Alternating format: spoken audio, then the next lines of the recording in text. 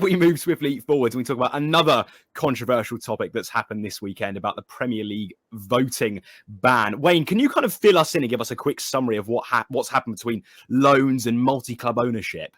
Yeah, the Premier League had a shareholders meeting yesterday and they voted narrowly. Well, their motion to ban associated deals between Premier League clubs and their partner clubs was narrowly defeated. 13-7. They needed 14 votes for those deals to be outlawed, but they were not outlawed as a result of the vote yesterday. I believe, no, was it 12-8? I think it was. Yeah, so 8 Premier League clubs voted against them, and unsurprisingly, all 8 or most of the 8 have partner clubs. One or two, their sort of reasons are slightly mysterious. I think you have to dig a bit deeper to kind of find out why, but I think the rest of them are pretty blindingly obvious. There was a lot in the bottom half of the table, I mean, that surprised me. I mean, Sheffield United, okay, well, I think there's some Saudi Arabian ownership in Sheffield United, isn't there? Yes. I think Everton, one of the clubs as well, weren't they? Burnley. There was a couple of clubs that I really raised my eyebrow and thought... Well, Burnley, I think, are in talks. So they're in talks with a club, an overseas club, aren't they, about potentially buying another club. Their American owner is. So I think that could be the reason for theirs. But then the Saudi League, you'd question, would they let their players go because they're weakening their product, aren't they? They want what they're trying to do is build a product, strengthen their product. And then all of a sudden, if these players are leaving, I mean, you look at the players that are there, this isn't just players that are the clubs that are co-owned, is it? This is anybody from the Saudi League can come to the Premier League. So you look at the type of players that are there now. I can't see the Saudi Pro League looking very fondly on this as a whole, because they're trying to build a league, trying to strengthen a league. All of a sudden, if they're loaning these top quality players back to the Premier League, not necessarily players that have played in the Premier League, other top quality players that are there, it weakens their product. So I think you'll get a bit of pushback from them as well. I mean, hypothetically, going into the January transfer window, Newcastle could start with Benzema up front, Kante in midfield. They could have Mane on the wing and Laporte in defence. I mean, that really just summarises this, doesn't it, as a whole? Now, Wayne, one of the big moves, of course, lots of people have been talking about Newcastle and the PIF ownership.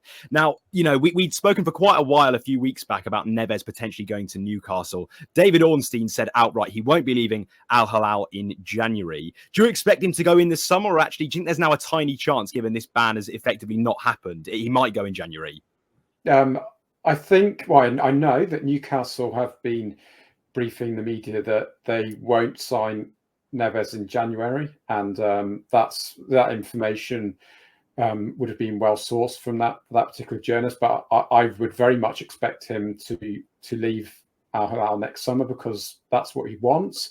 And you know, I've been told that he only went to Al Hilal for a short period, and that his plan was always to then go to a major European club afterwards, and it was just a temporary move to fill his wallet, and you know, and then come back and play some proper football. Wouldn't it? More yeah. I mean, this is how football works, isn't it? And you look at the kind of agent he reps. I think it's Georgie Mendes player, isn't he? It's, you know, Newcastle saying they won't be signing him in January, and I think that is legitimate, but doesn't mean they won't be signing him next summer. Doesn't mean he won't be joining Man City next summer or one of the other clubs who are interested in him. I'd be very surprised if he's playing at Al Hilal next season. And Paul, do you think it was right for fans to single out Newcastle, despite the fact, as we've mentioned, there are lots of clubs with multi-club ownership? Because really, I think all fingers pointed towards them being the real culprits for this actually happening. What do you take on that? Well, it's the easy target, isn't it? I mean, you look at the Saudi Arabian input into Newcastle, you look at the huge financial wealth that the club has been blessed with, the takeover, and the link. I mean, you only have to look at Newcastle's away kit this year, the green and white, and it shows you the immediate link with Saudi Arabia and the Saudi Arabian Pro League. It's horrible to look at, though, isn't it? The other interesting, actually, just to say as well, the other interesting news is that apparently that from next season they've been added into the unique kits with Adidas, so they're going to have made kits specifically for them, and that joins the likes of Bayern Munich, Real Madrid, Juventus, Arsenal, you know, all the rest of the clubs on that list. I wonder how they will incorporate Saudi Arabia into one of the 3 kits next season. There's got to be something in there again, surely. Shows how far they've come, though, that doesn't it? I mean, just a simple deal like that. I mean, you know, it's not a simple deal. It'd be a huge financial benefit to the club, but it shows in such a short space of time where that football club has come. They're competing at the top table in the Champions League. You only have to look at their Champions League group and then compare to where they were playing 24, 36 months ago. You know, the scale of that, the rise of that football club is immense. And the links with Saudi Arabia and people pointing the finger are always going to be there because of the ownership. But when you actually dig deeper and you look at the minority shareholders in a lot of clubs, there's a lot of clubs that have multi ownerships.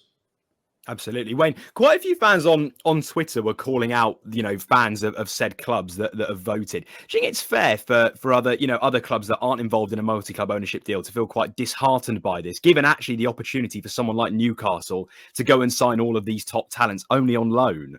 Yeah, I mean, I think it's every club has an agenda, and they have voted for what is in their best interest on the given day, and Liverpool don't have a partner club, so they're obviously going to vote for the motion. Arsenal are the same. Tottenham are the same. Tottenham apparently have held talks about a partner club in Europe, but that has never actually been agreed, and it's something they might very well look at doing in the future. So I think it very much depends on the club's agenda, and I don't think there's I don't think Liverpool are a virtuous club at all. I don't think Man United are a virtuous club. We saw what they did with the Super League, and that was obscene. That was selfish, and that league would have been horrendous for football.